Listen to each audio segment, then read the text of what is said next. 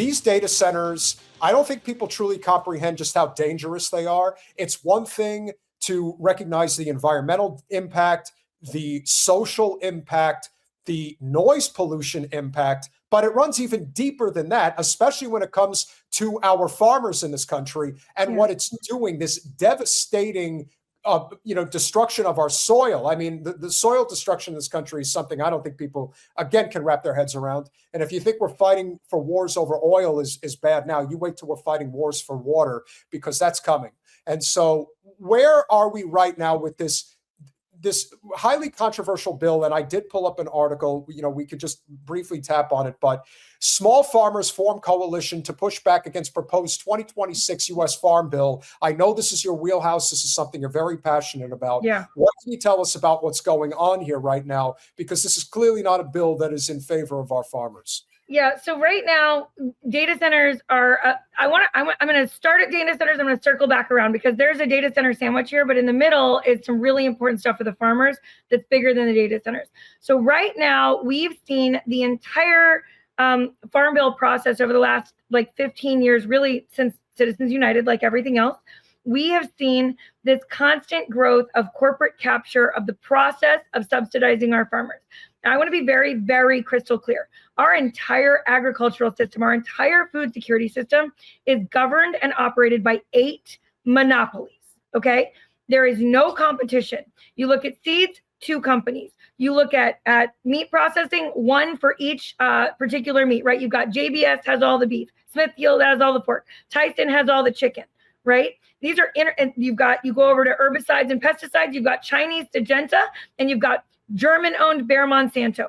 Our entire food supply system is managed by monopolies that have been allowed to rise because our FTC and DOJ have been for sale over and over again. They have not stood up for farmers. And as a result, these 8 companies get to set the price of every crop in this country. All right? There's a reason our farmers are getting less, not just for inflation, actually less for crops now than they did in 1998. Yep. All right?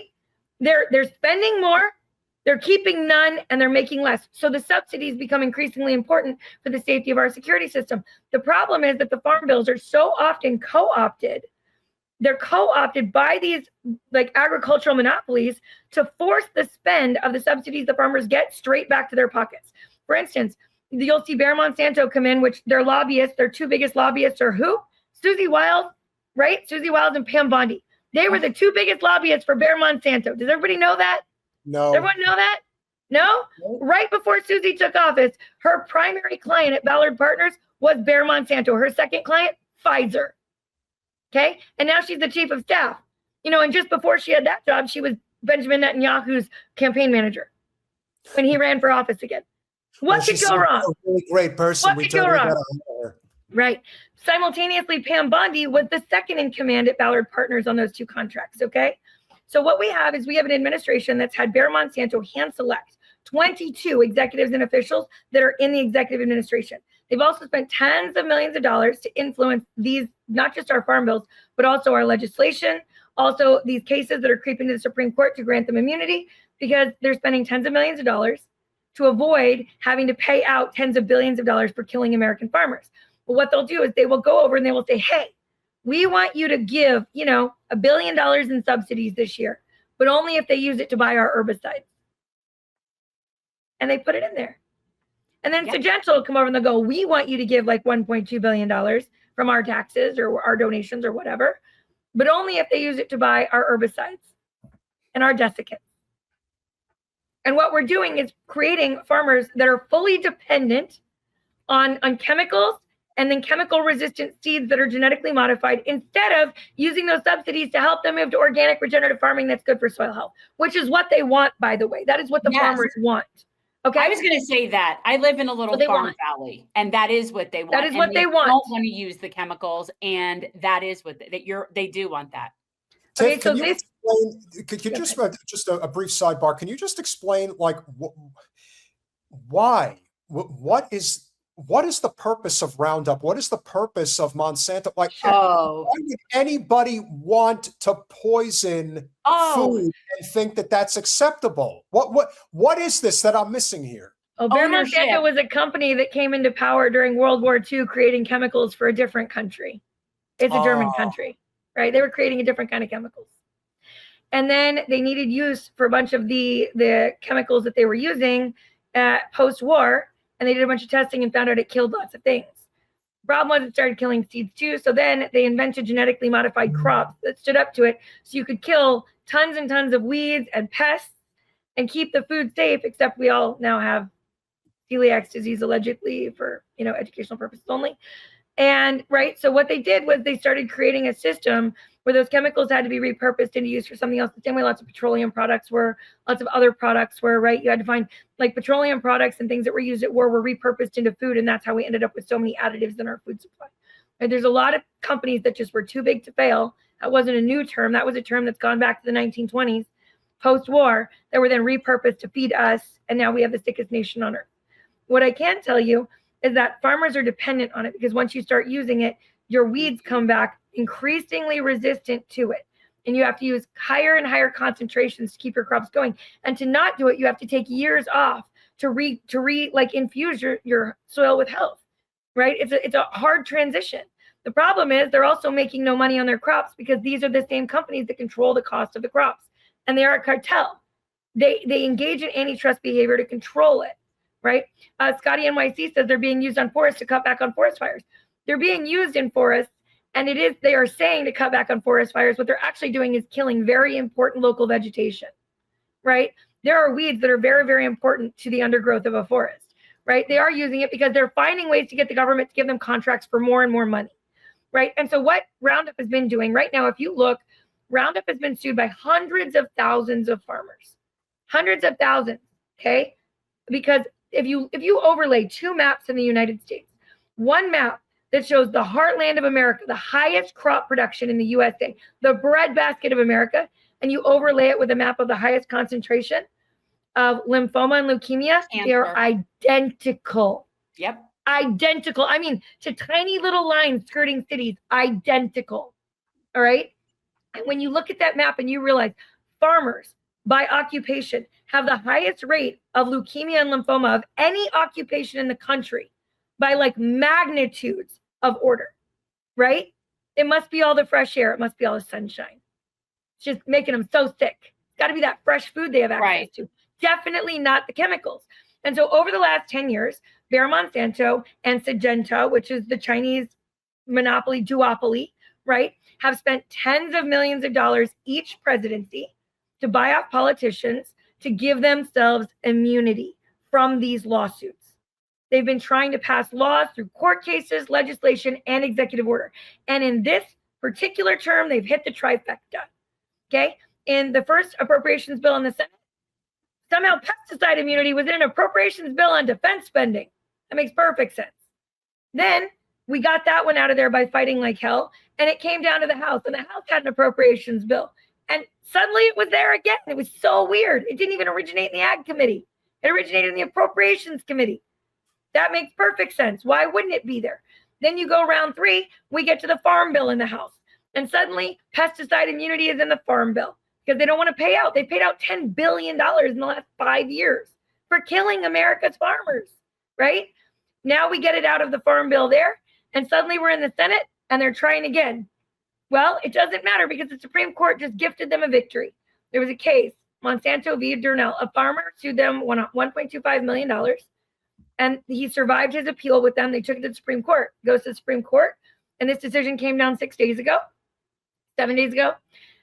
They're in the Supreme Court, and they argue we should not be held liable because the EPA says that we put enough stuff on our labeling. We don't have to say we cause cancer. Well, the study that the EPA based that on was 30 years ago, and they haven't looked at it since. And it's since been debunked.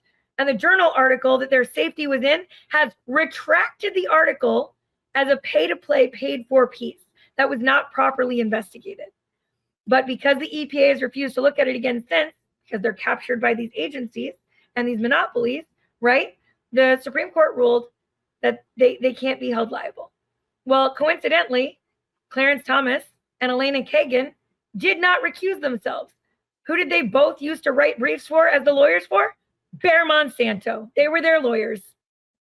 On the other side, you have Sarah M. Harris, who argued the case for the American people and Monsanto to say that they should not be held liable because Trump had our Department of Justice write an amicus brief saying Bayer Monsanto should not be held liable.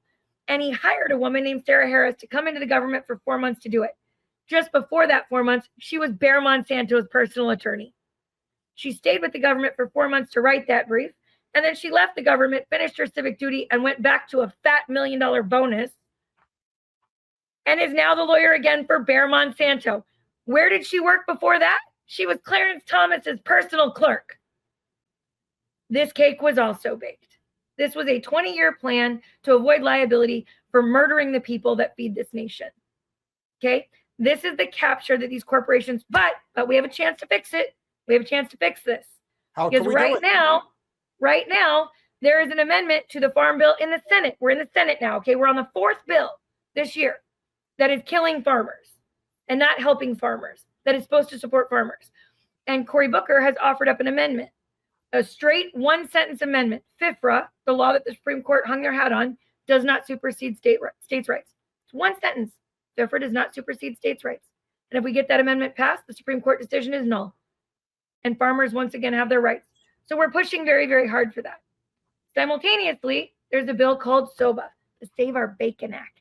Sounds very red-blooded American. We love bacon, right? Save Our Bacon Act. Then it's SOBA, never good. When it says that kind of thing, it's never good. Never good. Well, so SOBA, the Save Our Bacon Act, was written by 2 monopolies. It was written by JBS and Smithfield. One is a Brazilian monopoly that controls all of our beef farmers in America.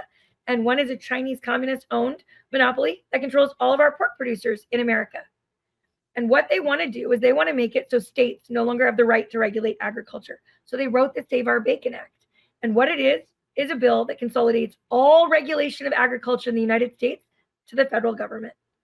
And what it would do is it would overturn 1,000 laws passed by voters in states all across this nation, hundreds from Tennessee, Arkansas, Kentucky, where they are saying, we don't want a bunch of chemicals in our meat production. You can't do that in our state. We don't want tons of antibiotics or mRNA vaccines in our pork or in our beef. You can't do that in our state. States have always had the right to regulate agriculture because we are a country founded and built on states' rights. And we are a population right now that is dependent on states' rights to protect us from the capture of our federal government. And this bill undermines 1,000 state laws in the United States, overturns them in a day, and consolidates all power into the executive where it has already been captured by these international monopolies that are killing American farmers, that are hurting American workers, that are hurting American industry, that are destroying American agriculture, right? And that's what it does. So we're also saying in the Farm Bill, we're telling everybody they need to call their senators, and especially the senators on the Ag Committee, and say we are not passing this Farm Bill unless SOBA is pulled out and the FIFRA amendment is in. That's it. Simple as that. Because we don't hurt our farmers. We don't hurt the people that feed this nation. We don't excuse it. These are the people that feed our country. And I'd like to point out, like, if you look at Thomas Massie, because we started with Thomas Massie, he has been working very, very hard to pass something called the Prime Act. The Prime Act allows local areas to start processing meat again. Well, since these monopolies took over meat processing, 230,000 small meat processors in the United States have gone out of business. And his Prime Act enables that to start to be possible again. But the only way it works is if states have the right to regulate agriculture because it imbues it into the states. And so this undoes all of that good work. Because all of a sudden, you can't regulate and the states are no different from one another. Right? And if you want to look at like the worst of what this does, there's a bill in California that passed called Prop 12. Okay. Yeah. A lot of people on the right don't like it when I talk about California laws, right? But a lot of our labor laws have originated there. A lot of them originate in Las Vegas, some other places. You know, sometimes, you know, a law passes that's really, really good for everyone. And Prop 12 was one of those laws. It wasn't written by legislators. It was written by the people and passed through referendum. It was passed by a vote of the people, overwhelmingly, not once, but twice. All it said was you couldn't use something called gestation crates. If you've never heard of what that is, you take a 600-pound sow, right, a pig, and when it gets pregnant, you force it to lay on its side and you put a metal bar on top of it. It can't move. It lays its own filth and squalor, and it gets infections and bed sores while it's pregnant so that you don't need room for it to move around, right? They feed it through tubes, and they pump it full of antibiotics and vaccines because it gets so many infections. And we have to eat that. At the end, it gives birth stuck on its side, and then the babies feed off of it while it's stuck on its side. Pigs are very smart animals, first of all. No human being wants to eat something that's lived in squalor and extreme confinement. Nobody wants that. Prop 12 said if you want to sell pork in California, you can't do that. Simple as that. You can do it other places. You can't do it here, right? And so suddenly all that had to happen was a pork, like an animal, had to be able to stand up and turn around while it's pregnant. That is the law they most want to overturn. And they've challenged it all the way to the Supreme Court. And the Supreme Court has upheld that law twice because it was passed by the will of the voters under states' rights. And SOBA takes away the states' rights and the wills of voters all across the United States. Well, the Farm Bill is the new mechanism they are using. And they recently, Thomas Massey in the House, stopped the Protect American AI Act that was in the Farm Bill and the Judiciary Committee. The Protect American AI Act, what was it? Just adjacent to this. And he single-handedly stopped this, by the way. No one joined him from the committees. It was going to suspend the ability to sue any builder of a data center for causing harm to your committee or violating any EPA laws. And it was taking that right away from the states. This is what's happening with the amount of capture we have seen under this administration and the administrations before. Obama's administration was corrupt. Biden's administration was corrupt. Mm-hmm. They're all captured, but the states are not. It's very expensive to buy 50 states. It's pretty cheap to do it in one city. Okay. And they certainly have. And so right now, that's what we're seeing. Right? And they're doing it everywhere. And what state are you in, Tiff? I'm in Maryland. Okay. On Data Center Row, by the way, where we are currently engaging in a referendum to stop data centers. My state has rallied to this charge. And I'm guessing that the data centers are predominantly in Western Maryland, where it's more rural and it's nowhere near. Let's put it this way. I highly doubt there's any data centers anywhere near Chevy Chase, Maryland. Probably don't have any data. Not a one, but they did just take like 10,000 acres of agricultural preservation land 2 miles from my house, which is what we're fighting in the referendum right now. What do you believe is the end game of this? What is the primary purpose of these data centers in your opinion? I'm going to be honest. The data centers to me are very, very unnecessary. Okay. Everybody's saying we need it to be first in AI. That's not true. And I say that as somebody who works in AI. I have a day job and I work in AI. Okay. And I work in AI messaging and strategy. I know exactly what we need. All right. If you look at China right now, which a lot of people don't like me using China as the example, don't care. They have the strongest infrastructure really in the world right now. They spent the last 30 years building out all of their industrial infrastructure. Sure. They have an outstanding power grid, like all brand new. Everything's new, right? They actually have the power grid necessary to sustain the amount of data centers we're building. If you look in the United States right now, we have 5,585, I think it is this week, data centers currently in process. 5,585. That's an astronomical number. Okay. And we're saying we need it because we absolutely have to have these data centers to be number one. Do you know how many data centers China's in the process of building right now? 500. That's their long-term plan, 500, because you don't need this many. The future of AI is going to be less and less compute necessary, smaller and smaller chip production necessary. But what we are seeing is a massive land grab by real estate speculators that don't understand anything about technology. My favorite is that all of them are doing these things. They're doing literally $20 billion build outs, right? And they're saying, we're going to pay this off over 30 years. And never once did they build into that calculation. You have to replace all the chips every 3 years. The chips don't last 20 years. It's every 3 years, right? And they're doing it off books. Meta right now has a really big data center they're building in Louisiana. It's supposed to be the third largest or second largest in the world, right? And they said it's going to cost, $1 billion, whatever. And they move it. They did all the prospectuses on books, and then they built a shell corporation, and they moved the entire project off books, so it's no longer impacting their quarterly earnings reports for all this spend they're wasting. And they put it on I think it's a 24-year repayment, maybe, and did not account at all for the fact that the chips they ordered when they started it are already obsolete, and that they have to replace them every 3 years. And that's not being reported to shareholders at all. And that's not happening anywhere, by the way. It's not being reported to shareholders anywhere. Okay. But what if I told you that the land grab might be for the water rights? The water rights are very important. Right. But what if I told you that you need to look at Delaware to understand what's going on with data centers? See, a lot of people don't know that 11 years ago in Delaware, a law was passed that gave corporations the right to vote, commensurate with the amount of land they held and how many houses could be on it. And it was immediately challenged in the courts because that's obviously unconstitutional. Corporations can't vote. They can't vote in elections. They can't vote on zoning. They can't vote on these things. You want to bet? Because what I can tell you is that just 6 weeks ago, the Chancery Court of Delaware and the Appellate Court finally finished the case. And they ruled that you absolutely now get to vote if you're a corporation and you own land, commensurate with the amount of land you have. So if you want to see how, I started this with Peter Thiel saying the problem with democracy is voters. And if we can circumvent the voters, we win. It was just decided that corporations get to vote.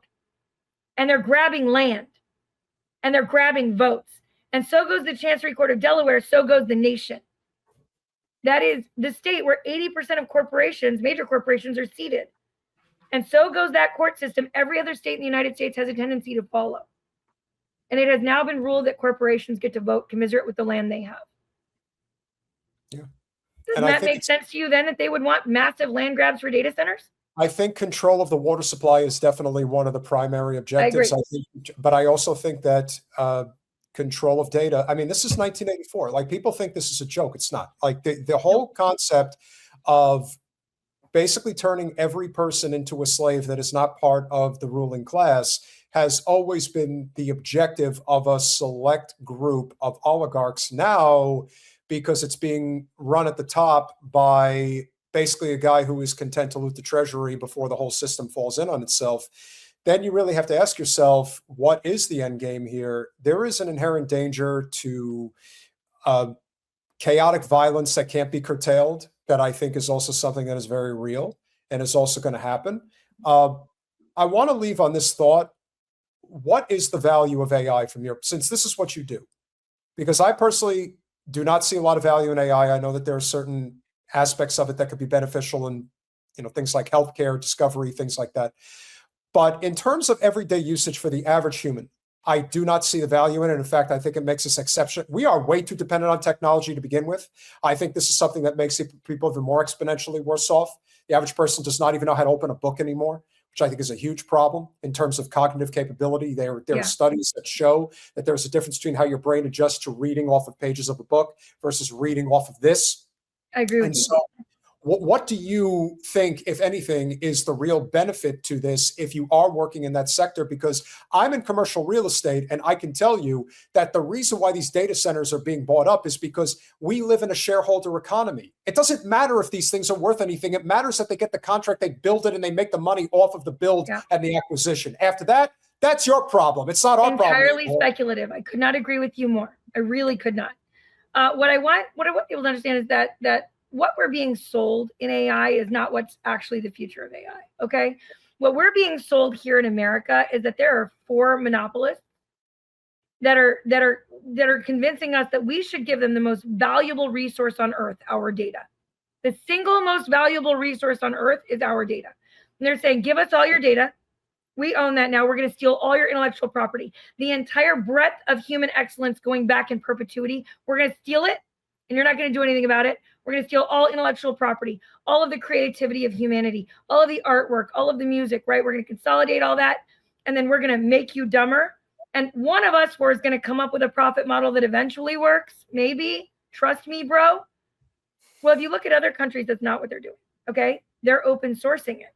You go to China, they're calling on their best million developers, and they're saying, you guys figure out what we can do with this that's actually good for humanity. Simultaneously passing laws that it's illegal to fire a person to replace them with AI. They did that in China, by the way. Okay. And they're saying, go create something useful and let's create productivity. Let's not eliminate it. All right. The future of AI in America is going to be people realizing their data belongs to them and creating their own AI to create productivity for themselves, their families, to create businesses, to enable themselves to be more productive, not less. And the companies that do well with AI will be the companies that recognize that right now, every time they let one of their employees log into Claude Cowork, they're giving them their trade secrets to come back and steal their value. When those companies realize that they need to in-house their AI, use their own data, and only make it productive for their workforce to be more productive, those are the companies that will succeed. I also think it's going to have immense value when you look at maybe quantum mixed with open sourced AI to see like running models to test drugs that could cure illnesses, right? When you want to run like massive models and you don't want to test them one at a time over decades, I do think there's going to be some strong applicability there. I don't think it's going to replace art. I don't think people want it. I think we're going to turn away from it. Humanity is going to lean into one another. The future of AI is in decentralization. The future of AI is in decentralized compute. The future of AI is in individual systems and corporate-owned systems that are sovereign, that do not forfeit your autonomy and your excellence to corporations that are just here to strip mine you bare.